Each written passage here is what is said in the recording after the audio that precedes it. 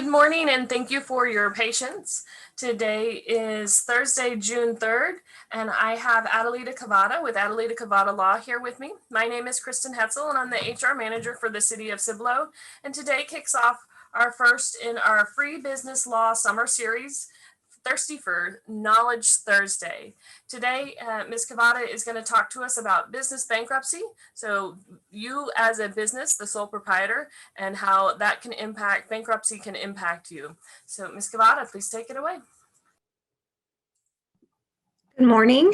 I'm excited to be here. I know we did a talk a couple of months ago and I had a great time. I'm going to turn my camera off after I do my little introduction and then turn it back on. If anybody has any questions, feel free to ask. We'll get those answered. I'm expecting this to be more of an informal kind of chat. I'm going to get out a ton of information in a very short period of time. So if anybody has any questions, please feel free to put it in the chat. Or at the end, on the last slide, I'll put my email and anyone is free to email me anytime. So with that, I think we're ready. So I'm going to go ahead and turn off my camera and we'll start the presentation. So today we're talking about business bankruptcy and kind of like a business bankruptcy 101, or really how to stay out of bankruptcy. I do a lot of work in bankruptcy and I'll tell you, if we can keep people out of bankruptcy, that's always the goal, but sometimes things happen and we have to take advantage of those protections. But I'm going to go through some tips and give some basic information about bankruptcy. So first, I want to get this out here at the beginning. Bankruptcy is not a bad word. Right? There are a lot of misperceptions about bankruptcy and about those who choose to seek protection under the bankruptcy code.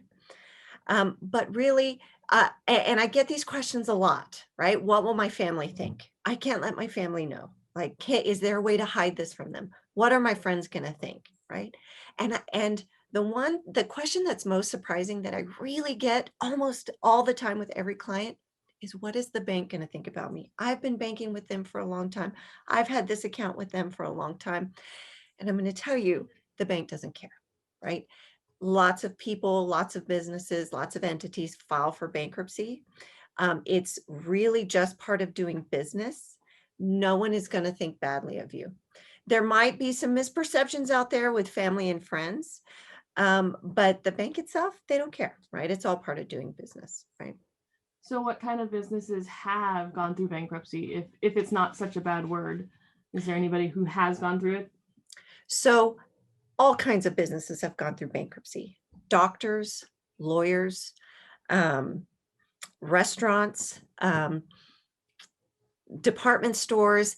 Some of the biggest ones in the last year or so are the NRA, JCPenney, Neiman Marcus, J. Crew, Pier 1. And a bankruptcy attorney's favorite example are some of the Donald Trump corporations, right? So these wealthy corporations, businesses, they never shy away from seeking protection under the bankruptcy courts, right? They run to it usually right away when they start getting in trouble, before things get really bad, so that they can reorganize and stay profitable and stay open, right? So when you say bankruptcy protection, what do you mean? What's the benefit to bankruptcy? There's an immediate benefit when we file bankruptcy for anybody, for an individual or a business, it doesn't matter. Anybody who comes to the bankruptcy court, right, has these protections. And the first one, the big one, it's called an automatic stay against creditors. And that automatic stay is a big stop sign. And it stops literally all collection attempts by creditors.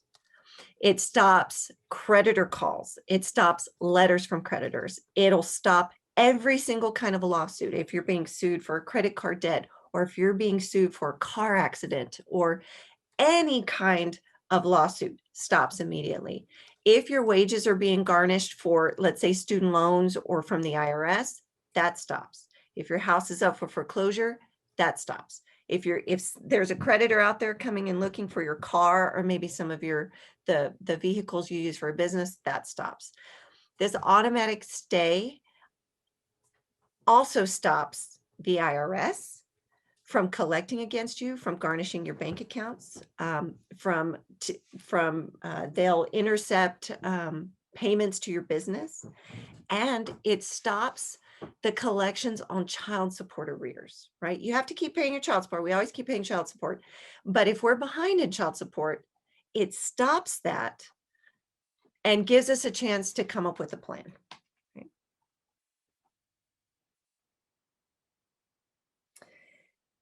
Some of the other benefits is we get from that stop sign, from that stop on collections actions by creditors, it gives us some breathing room and an opportunity to reorganize our debts into something manageable that we can pay back over time.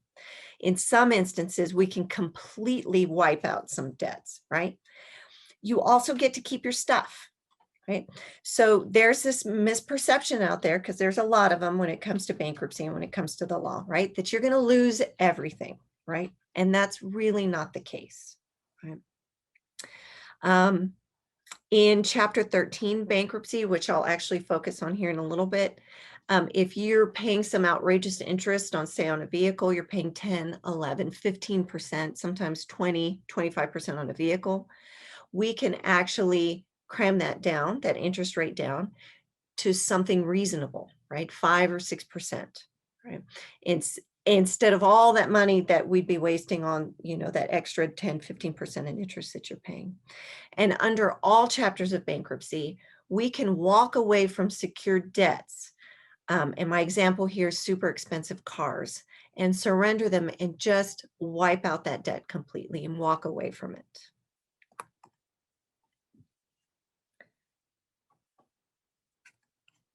So the type of business that I wanted to really focus on today that really affects a lot of people, right? Because most people, when we start our own business, we started as a sole proprietor, right? So I'm a sole proprietor. That's how I run my business.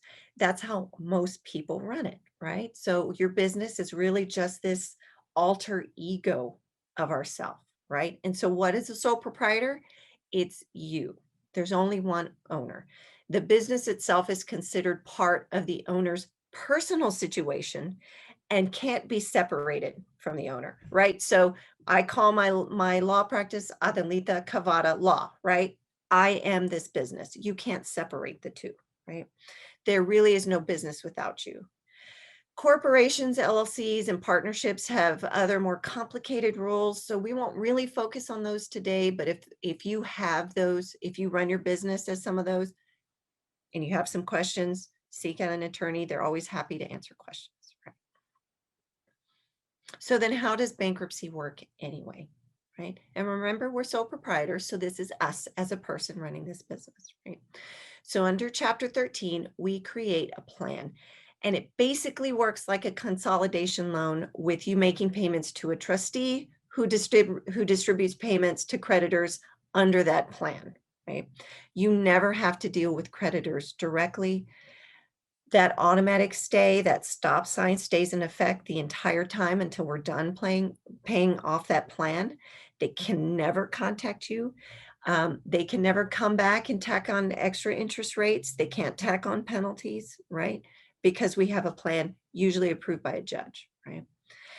A Chapter 13 allows those with regular income from a job or a small business to create a plan to repay all or part of your debts.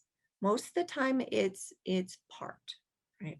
So then Chapter 7, liquidation, right? This is typically, when people think bankruptcy, what they think of when they think of bankruptcy is a liquidation. It's where we liquidate all of our personal and business assets, sell them off to pay our creditors. We then walk away from all of our unsecured debt. Right? So, and I use this term unsecured, and just so that I'm clear, right? This term unsecured means anything that is not attached to collateral. So a car, if we're making payments on a car is a secured debt. Credit cards medical bills, payday loans, or signature loans, if you don't pay them, there's nothing for the creditor to take, right? They'll sue or they'll try other collection attempts on you, but there's nothing for them to take. So those are unsecured debt, right? So then what happens to your business? If you are in a situation where you have to file for bankruptcy, and remember, we're talking about sole proprietors. Let's say you run and operate a food truck. You keep running and operating your food truck. No one is going to shut you down because you're in bankruptcy. They want you to keep working, right? We need a job, we need income to pay our plan and to pay our creditors off. So would the food truck be part of liquidation if we have to liquidate? If it's a Chapter 7, it really just depends, and we'll get to that at the end. It depends what you want to do. All right, so the first things we have to do if we're planning to file for bankruptcy, or really just as a business in general, is we've got to get organized. So the biggest issue with small businesses, and I'm guilty of this myself, right? Mom and pop shops, sole proprietorships, super small businesses, is organization. We're never organized, right? We usually start the business with this idea that we have in our head, and we hope that it's going to work, but we don't really have the foundations in place when things really start to take off, right? But that doesn't mean that we can't get organized. It just means that we have to do a little work and put some elbow grease into getting the nuts and bolts of our business where they need to be, right? So first, bank accounts. Be sure that your business has its own, it's called an EIN, an employee identification number. You get it from the IRS. It's like a social security number for your business. It takes about 10, 15 minutes to do it online, but make sure you have one for your business and open bank accounts for your business with that EIN. Right? Never, never, ever, ever commingle your business bank account with your personal bank account. Don't ever pay any personal expenses from the business bank account. And this really can't be stressed enough, right? If you need money for personal expenses, right? Because we haven't paid ourselves yet. You need to go to H-E-B, you have to run to Walmart, your kids need some school clothes, or you need to pay the water bill. Don't use the business bank account to pay those. What you can do is pay yourself. Send it over to your personal bank account and then pay from your personal, right? You can absolutely pay yourself, right? That's why we have a business, but make sure that it's clear that you're paying yourself. I do it, I don't pay myself, the first, third, and fifth weekends, or whatever it is, or second and fourth weeks, or whatever it is. I pay myself whenever I need it, and I pay myself with Zelle, right? But I have a clear record of me paying myself and not paying any of my personal expenses from the bank account. Right? Assume name certificates, right? DBAs, we go and file them with the county, right? This is what we're going to call our business, and it's really just our alter ego. They expire after a certain amount of time, and it's usually, I think, 10 years, right? So make sure you keep renewing them to protect your business, right? And to protect your business names. Leases and rentals, right? Are you leasing any equipment for your business, right? Copy machines, food trucks, you might be leasing the cooking apparatus, or you could be leasing the truck itself, right? Renting an office space. Renting an office, yes. All those things are leases. I found that people don't always understand what a lease is.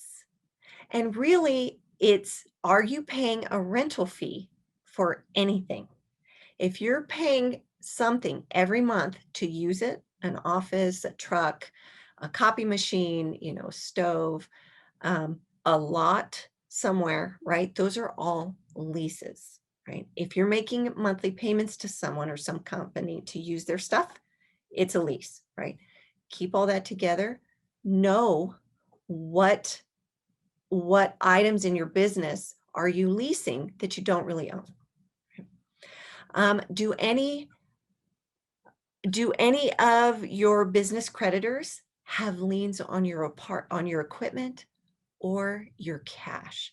So this is kind of a big one, right? So we take out a loan to buy, let's say to buy a stove, right? We've got this food truck. We're going to equip it with this, you know, food truck stove, right? And oven. And we sign an agreement to take out debt to do that, to take out that equipment, right?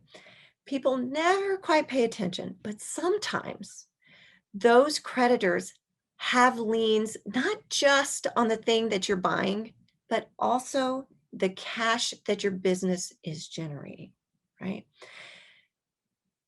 It's usually stuck in a contract somewhere. None of us, no one ever goes in and reads, you know, the super fine print, but there is a way for you to go and look that up yourself. And it's usually for free.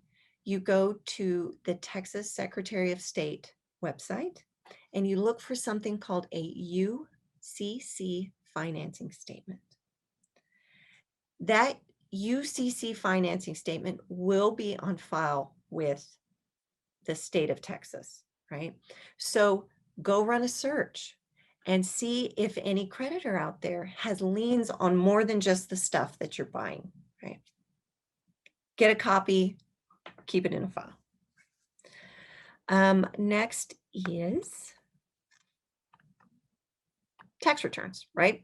Make sure that we file all of our tax returns. If we have a business, you need to be filing your tax return. A lot of business owners ignore the IRS because they're complicated and they're scary and decide not to file their tax returns, or they'll just get to it later, right? Oh, I'll just file my tax returns later, and then later turns into years, right? Small businesses have complicated tax returns, right? They're complicated, but they're not impossible, right? So a lot of small businesses also might decide to file and prepare the tax returns on their own. I don't recommend you do this. Hire a professional, right? You will make mistakes and most likely miss credits or deductions that you might otherwise be entitled to, but you might also be tempted to take credits and deductions that you're not entitled to, running you and your business afoul of the IRS, right? Be sure that you hire an enrolled agent to do your taxes. They're experienced in working with the IRS and the issues that small businesses have when filing their tax returns, right? Don't use those box companies that you find in strip malls, H&R Block, Jackson Hewitt. Those kinds of companies are not really experienced enough, and they don't have the enrolled agents working for them to do your tax returns the correct way to keep you out of hot water with the IRS. Right? So while we're talking with the IRS, just a quick note, if you are married, you cannot file as head of household. Don't do it. It's a felony to file false tax returns. Will the IRS come after you? I don't know. Probably not. But don't do it, right? If you're married, it's married filing joint, married filing separate, period. Those are your options. So next is employees, right? Do we have any employees? And one of the next talks in the series is how to maintain your personnel files or your HR files for employees. But how do you pay them? Do you pay them by the hour? Do you pay them, 1099? Make sure you keep those records. If you have employees, are you current with your 940 and 941 taxes to the IRS? Never, under any circumstances, withhold those taxes from your employees' paychecks and then not pay them to the IRS. We're a small business and money is usually tight, and one month is good and then the next month is bad. But if you have withheld something from an employee's paycheck that needs to go to the IRS, you must send it to the IRS, right? Don't make the mistake of telling yourself you're just going to pay those taxes later because right now you can't quite really afford it. If you withhold it, you're stealing money if you do not turn it over to the IRS. Okay. Assets and inventory, be sure to keep detailed records of what you have on hand, right? What does your business own outright? What are we buying on credit? What are we leasing? What is our inventory? You should have a complete list of items that you have, like goods in stock or the contents of your building. Make a list and keep it updated. As new inventory comes in, document it. It's very tempting to get behind, but it's important that if anyone comes knocking, the IRS or a lawsuit, that you have that information at your fingertips and ready to give it to whoever's asking for it. Right? Does your business need licenses, certificates, or permits to operate? Where are your copies, right? Make sure they're filed appropriately and easy to access. So one of the big things that small businesses really should have, and in Texas, there's not a requirement that you have it, but it's insurance, and especially general liability insurance. So general liability insurance helps cover your cost to respond to a claim against your business. So someone comes in and slips and falls on some water, right? We were mopping, it's still wet, someone slips and falls and they're injured. General liability will defend you in a lawsuit and pay any claims that come out of that injury, right?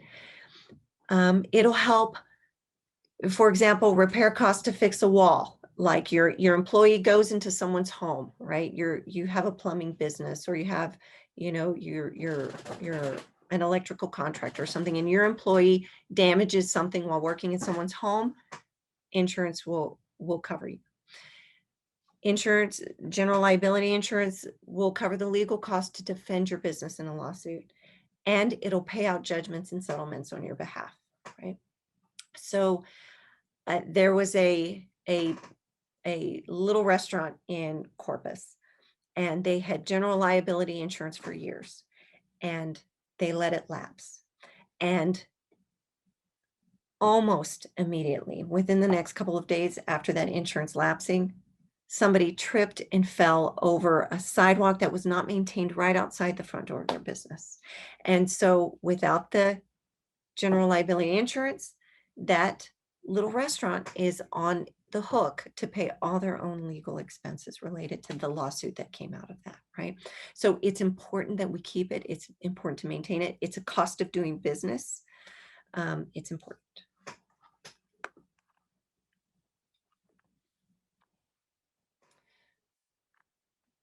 Accounts receivable, right? Who owes your business money, right? Are there any outstanding clients that haven't paid you yet? You need to keep track of this so that at any moment you can pull this list or pull a report and know exactly how much money is owed to you. Right? What's the best way to keep track of accounts payable? So accounts payable, our assets, everything should be all in one place in some accounting or bookkeeping software, right? If you have a business, you must use some sort of accounting software.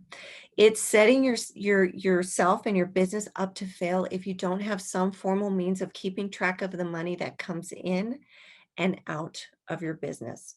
If you don't know where your money is leaving your business, right, or have the capacity to learn it yourself,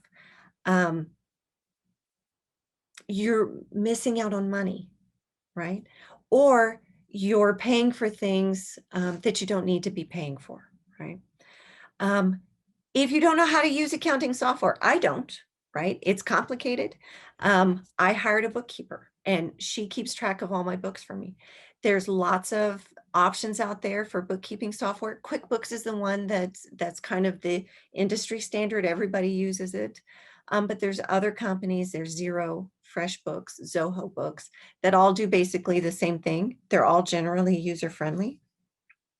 But if you don't think that you have the time or really the capacity to learn these kinds of software, hire a bookkeeper, right?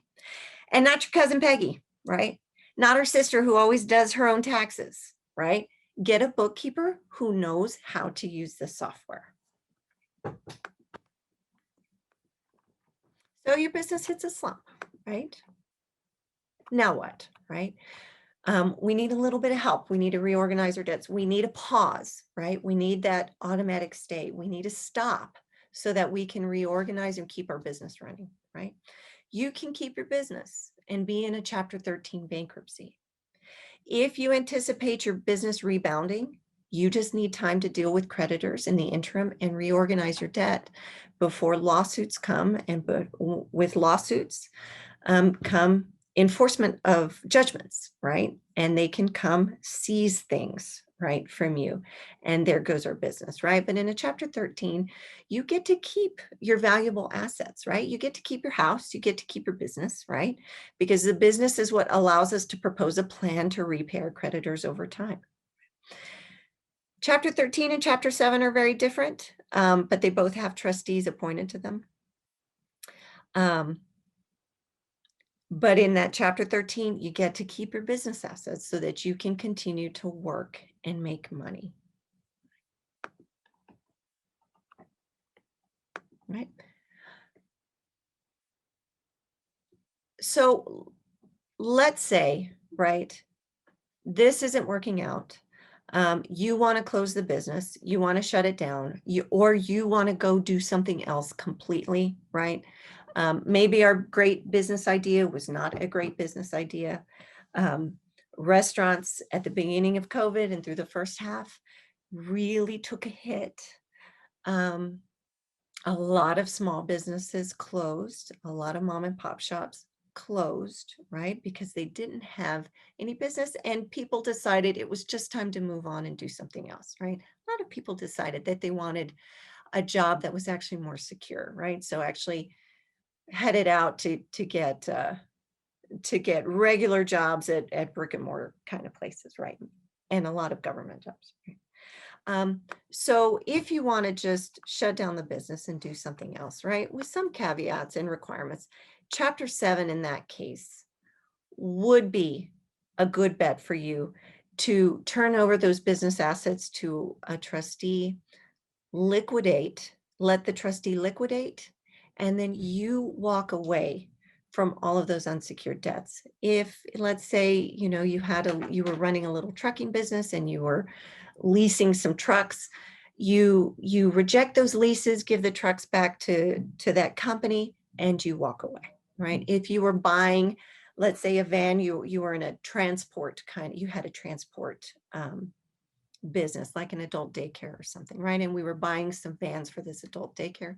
You can surrender those vans and walk away from that debt, right? So sometimes Chapter 7 could benefit you if it looks like we're moving on and going out of business. So with that, that's really all I had, right? So that's the end of my presentation, but really not the end of your business. And I know I went through it kind of quickly, and I really gave a general overview, but I hope that some of those slides maybe gave you some ideas on what you need to do for your business to make sure that you stay profitable, especially when it comes to the bank accounts, staying current with the IRS, not getting behind with them. Oh, we didn't have any questions, but we do have a few viewers, so thank you guys for tuning in. If you did want to ask questions to me directly, my email is there. Please feel free to reach out anytime. I am always available. I'm always happy to talk about bankruptcy. I'm always happy to give tips on how to stay out of bankruptcy, or just general questions in general. So. And then don't forget to join us next week for HR Files, the do's and don'ts. And if you want to rewatch this presentation or share it, it will be on the Cibolo Economic Development YouTube channel and probably available next week on social media. If you have any questions, please feel free to contact us or contact Ms. Cavada. Thank you so much for your time and your expertise. That was a lot of information that we learned today. A lot of information in a short period of time. Thank you so much. Wonderful. Thank you so much.